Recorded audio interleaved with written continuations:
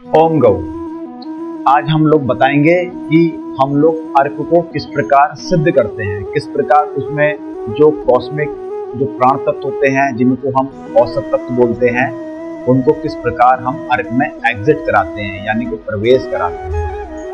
आप इस तरीके से, इस तकनीक विधि से आप लोग अपना खाना, अपना पानी, जो भी खाने पीने की चीज होती है, अगर उस पर भी इसी तरीके से आप इस्तेमाल करेंगे तो आप भी उनका शुद्धिकरण कर सकते हैं।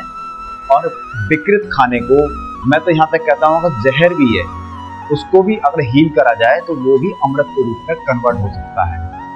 तो आजकल हम लोग जहर ही खा रहे हैं, तो अपने भोजन से पहले इस प्रकार अगर हील करते हैं तो वह शुद्ध हो सकता है। प्राण तत्व के दम पर हमारा शरीर स्थूल से है और सूक्ष्म शरीर हमारा प्राण यानी कि ऊर्जा औसत तत्व से निर्मित है। तो आज हम लोग आपको यही बताएंगे कि पूर्ण धन में किस प्रकार अर्क, आसन, बटी, चूर्ण किस प्रकार हम लोग सिद्ध करते हैं। दवाइयाँ ऐसी बनती हैं, केवल एलोपैथ को छोड़ करके बाकी जितनी भी पैथियां हैं, मैं सभी पैथियों की बात करता हूँ, सभी के सभी विश्वास पर, प्राण तत्व पर टिकी हुई। जहाँ विश्वास है तो वही फलती है। तो विश्वास मतलब प्राण तत्व, मतलब औसत तत्व। तो उसी को लेकर के हम लोग आज आपको हम ये दिखाना चाहते हैं कि पूर्ण धनु में अर्क जो हमने ये बना दिया है। हमने आप पुनर्वादी अर्क बनाया है, अरंडी अर्क बनाया है और कासनी अर्क बनाया है। देखिए हमारे हाथों में क्या है, ये अग्रभाग हैं उंगलियों के, ये ऊर्जा के मुख्य स्रोत हैं। सभी तरह की जितनी भी हमारी ये मुद्राएं हैं यहीं से स्टार्ट होती हैं। तो इन्हीं में हीलिंग करना होता है, इन्हीं में प्राण तत्व आते हैं, तो इन्हीं को हमने जागृत करना है। तो कैसे करते हैं ये हम आपको बताते हैं। कमर, गर्दन, सिर एक सीध में, आंखें बंद, दोनों कंधे झुके हुए, रीढ़ की हड्डी सीधी, दोनों हाथों को रब करें।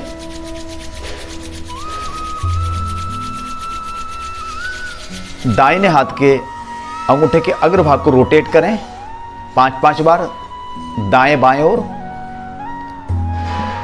पहली उंगली, दूसरी उंगली, तीसरी उंगली, चौथी उंगली। बाएं हाथ का अंगूठा का अग्रभाग को रोटेट करें। पहली उंगली, दूसरी उंगली, तीसरी उंगली, चौथी उंगली। दोनों हाथों के हथेलियों को एक दूसरे के नजदीक लाएं, 1 से 1.5 इंच की दूरी पर। रीढ़ की हड्डी सीधी रहे, आंखें बंद रहें। यहां ऊर्जा का अनुभव करें, ग्रेविटी का अनुभव करें। इसी ग्रेविटी को डार्क ऊर्जा बोलते हैं। इसी में प्राण तत्व है, इसी में औसत तत्व है। इसका अनुभव करें। एक दूसरे के हथेली के प्रति जो दबाव बन रहा है, विपरीत दबाव, उसका अनुभव करें। जैसे जैसे दबाव बनता जाए, हाथों की दूरी बढ़ाते जाएं।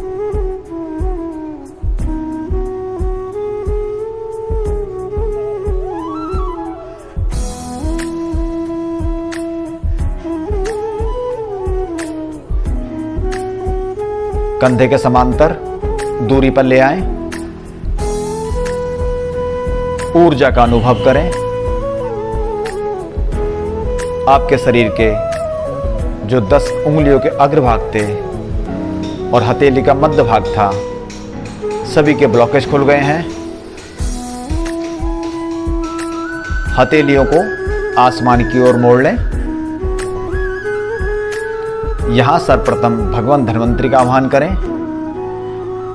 उनसे आग्रह करें, प्रभु हमने अर्क बनाए हैं, इस पर आप अपनी कृपा करें।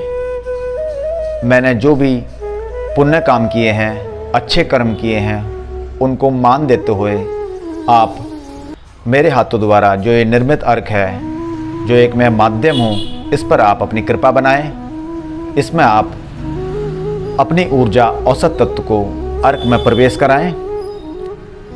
इसी प्रकार गुरु गौ माता का आह्वान करें, उनसे भी यही आग्रह करें। उनके गौमूत्र का हमने इसमें माध्यम लिया है। अब पुनर्वादी अर्क जो हमने बनाया है उसमें जो जो जड़ी बूटियां हमने इसमें अर्क में सहायता ली है उन सभी का आह्वान करेंगे, उनसे विशेष कृपा के लिए कहेंगे। तो पुनर्वादी अर्क में सर्वप्रथम पुनर्वा जो वृक्ष है इनका आह्वान करें, इनसे भी यही आग्रह करें। गौखरू वृक्ष से आह्वान करें, नीम वृक्ष से आह्वान करें, दुर्वा घास से आह्वान करें,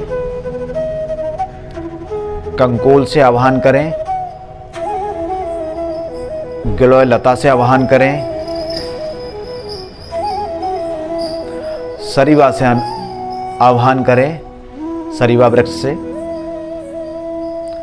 दारू हल्दी है, दारू हल्दी वृक्ष से आह्वान करें।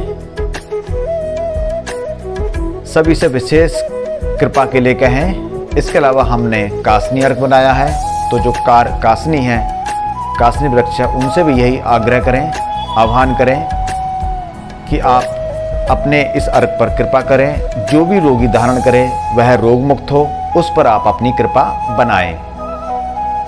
सभी से यह विशेष आह्वान करने के पश्चात सभी से कहें कि आप अपनी अपनी दिव्य ऊर्जा, दिव्य औसत तत्व मेरे हाथों में प्रवेश कराएं। ब्रह्मांड से औसत तत्व सभी की कृपा आपके हाथों में बरस रही है प्रकाश के रूप में। इसका अनुभव करें। आप ब्रह्मांड से, आकाश तत्व से औसत तत्व ग्रहण कर रहे हैं। भगवान धन्वंतरि की कृपा बरस रही है, गुरु गौ माता की कृपा बरस रही है, और जितनी भी जड़ी बूटी हैं जिनका आपने अर्क में उपयोग में लाए हैं उनकी कृपा आप पर बरस रही है।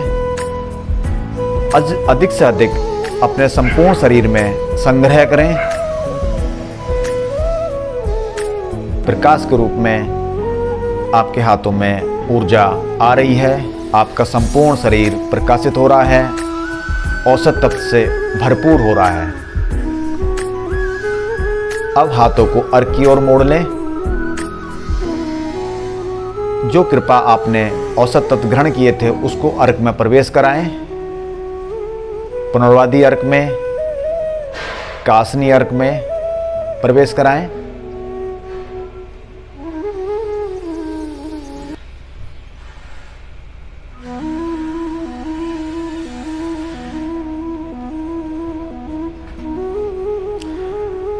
आकाश तत्व से आपके ब्रह्मानंद में वही ऊर्जा प्रवेश हो रही है और आपके हाथों के माध्यम से 10 उंगलियों के अग्र उंगलियों के माध्यम से वही औसत तत्व, ऊर्जा, प्राण तत्व अर्क में प्रवेश हो रहे हैं। संपूर्ण अर्क औसत तत्व से प्रकाशित हो रहा है। सभी अर्कों में सभी देवता और जड़ी बूटियां जिनकी आपने आह्वान किए थे सब अपने अपने स्थान में विराजमान हो रहे हैं औसत तत्व के रूप में। भगवान धन्वंतरि के यहाँ मंत्र का मन ही मन जाप चलता रहे। ओम श्री धन्वंतरे नमः।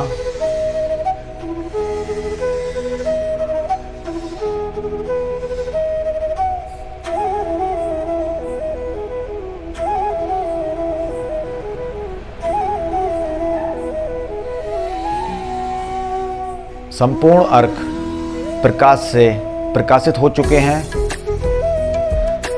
सभी पर सभी जड़ी बूटियां अब भगवान धन्वंतरि गुरु गौ माता की कृपा बरस रही है। आप एक माध्यम हैं। सहजता से हाथ जोड़ लें। अब यहाँ पर आप सर्वप्रथम सभी को धन्यवाद देंगे। सर्वप्रथम भगवान धन्वंतरि को धन्यवाद दें 3 बार अनाहत चक्र से। गुरु गौ माता को धन्यवाद दें। पुनर्वादी अर्क में जिन जिन जड़ी बूटी का उपयोग किया है उन सभी को धन्यवाद दें। सर्वप्रथम पुनर्वा वृक्ष, गौखरू वृक्ष, नीम वृक्ष, गिलोय लता, दुर्वा घास, कंकोल, दारू हल्दी सरीवा कासन वृक्ष से भी यही आह्वान करें। सभी को धन्यवाद देते हुए सभी से कहें कि जब तक रोगी इस अर्घ को धारण ना कर ले तब तक आप अपनी कृपा बनाए रखना, इसको जीवित रखना। मैंने जो भी अच्छे कर्म किए थे उनको ध्यान में रखकर मुझ पर यह कृपा आप करना। सभी को धन्यवाद देते हुए सहजता से आंखें खोलें।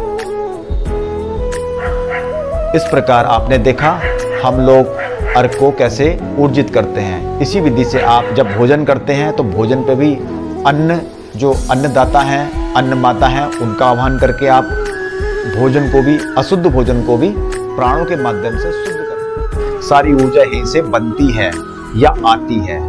तो इस प्रकार आपने पूर्ण धनु में देखा हम लोग अर्घ इस प्रकार ऊर्जित करते हैं। धन्यवाद।